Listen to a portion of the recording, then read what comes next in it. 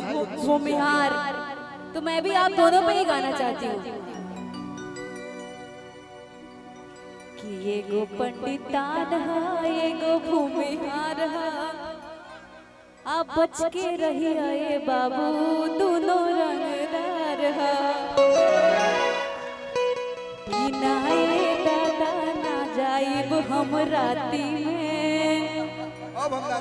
आ गोली चलेला पंडितान के बाराती में। आप लोगों ने गाया था, मैंने भी आप दोनों के लिए गा दिया। सच कलाकार के कोनो जाति ना होला, एले हमरा के बहुत लोग जाने ले कि हम यादो होई, हम खुश रहेंगे। बहुत लोग जाने ले हम बाबू साहब हैं, बहुत लोग जाने ले कि हम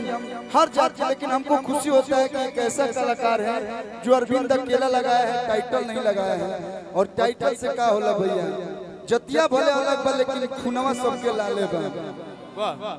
और सरकार कितने आएंगी कितने जाएंगी, लेकिन गांव में अगर एकता बा तो हमनी के कतनो मुश्किल घड़ी आई ओकरा से लड़ लिया का भाई। लेकिन अभी हमनी के होली के माहौल मानी जाए, लेकिन एगो पुरानका होली ना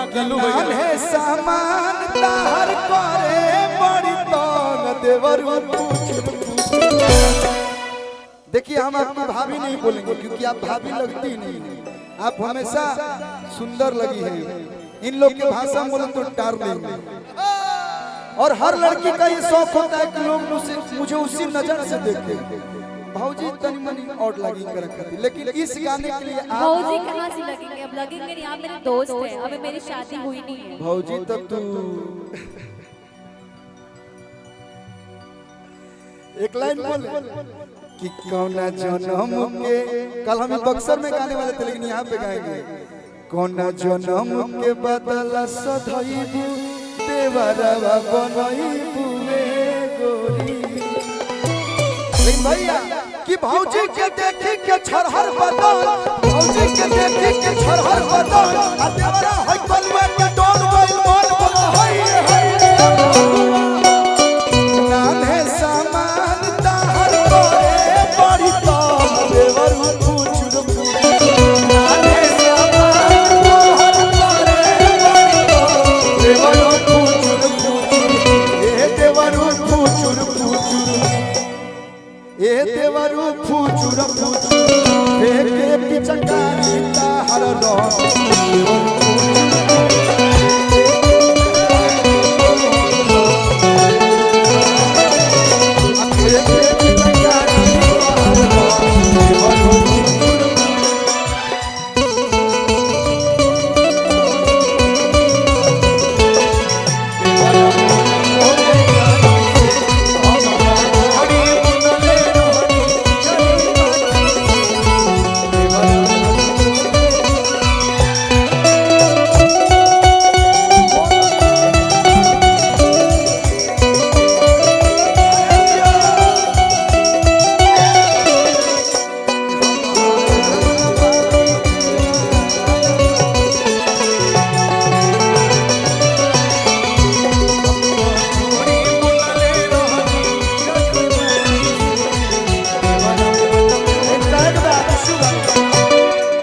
डाले के तनी को न तारा सहुरबा।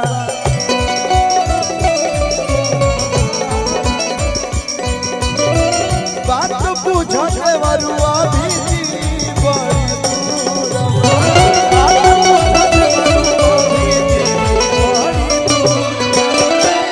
सुबह से शाम कइलो अरे भरल नहीं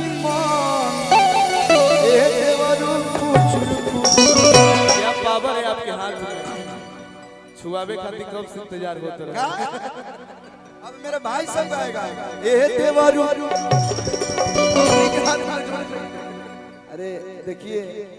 17-18 साल से यही कर रहा हूँ, 7 घाट के पानी पिए। नहीं 17-18 साल से मैं यही कर रहा हूँ, यही तो कमाया हूँ मैं, और क्या चाहिए। ए देवरू एक सेकंड, ए देवरू अब फेंके पिचकारी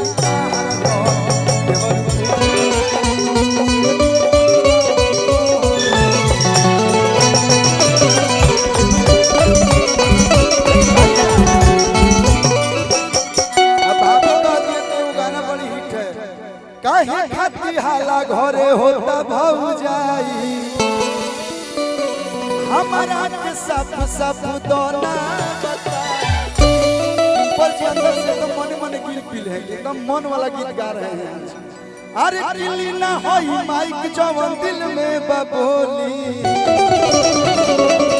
साफ सुथरा बात बताओ कि तू पति के संग रहबो कि देवर के संग देवर के साथ हाय हाय हाय हाय तुम्हार मरदा के गोली तुम्हार मरदा के गोली खेलन देवर से हो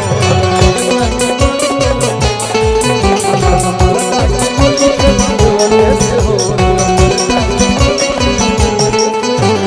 काहे खाती हाला घरे होता भौजाई ये हमारा के साथ सब दोना बताई लीना होई माइक जवन दिल में बबोली बोली ना साफ साफ बात बताओ तू बड़का के संग रहो छोट छोट बड़का भाई मतलब इनका जो हस्बैंड होगा वो मेरे से बड़े नहीं बड़का भाई हाँ छोटा के संग रहो बड़का में कोई दम नहीं हम देवर के साथ हम छोटा में नहीं ऐसे मत कहिए भाई पावर स्टार है भाई देखा कहाँ ले ये सीधे लखनऊ लेके चला गया जी हम इधर घुमा रहे हैं बिहार में मारो मरदा के गोली खेलो के बड़े से ए भैया तारा खातिर कहे के बा अरे बाप रे बाप है डिजाइन देखो ए हेलो एगो नया गाना आइल बा आप लोग सुन ले ओकरो ना सुनो तो सुन ले लोग चोलिया के हुक सुन रहे नहीं लोग लेकिन इनकर रस्सी देख के वो गाना याद पड़ल सही सही अगर गा दे तो ठीक बा कि पेन्हे में राजा बड़ी दुख होता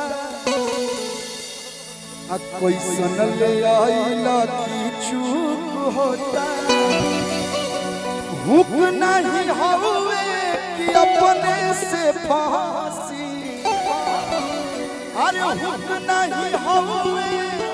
कि अपने से फांसी होया के कोसी राजा जी चोलिया के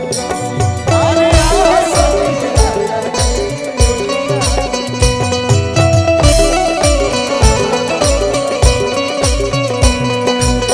तेरे में राजा बड़ी दुख होता कोई सुन ले आइला की चूक होता हुक नहीं हमें कि अपने से एक्सपीरियंस है मेरे को बचपन से ही सब गा रहे हैं मुंह कपने से लगा लेने से लड़की तो वही बता लीजिए ना कैसिया भी झाड़ लेनी लेकिन एक गीत के बाद अरे क्यों हुक नहीं हवे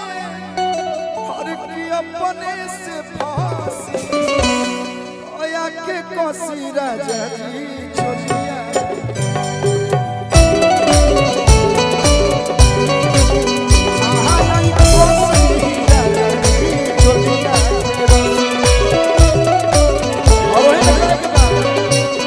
भाई लोग फरमाइश आई बा केसिया बिछार लेनी बेबिले निसार लाली लगाई लेनी रूपवा सवारी एगो होता के पिछवा से चुप राजा जी एगो होता के पिछवा से चुप राजा जी अभिषेक भाई हम जब हद चुकी रही ना तब ही गाना गौले रहे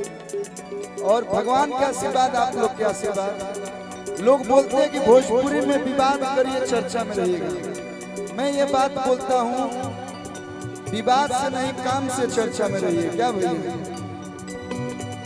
काम करिएगा तो यहाँ बसिएगा विवाद करिएगा तो यहाँ बसिएगा इसीलिए काम करिए आपस में लड़े के बाद इंडस्ट्री सब लोग को मिलना है कहाँ जाओगे सनम जहाँ जाओगे वहीं मुझे पाओगे एगो होता के पिछवा से छुप राजा जी एगो होता के पिछवा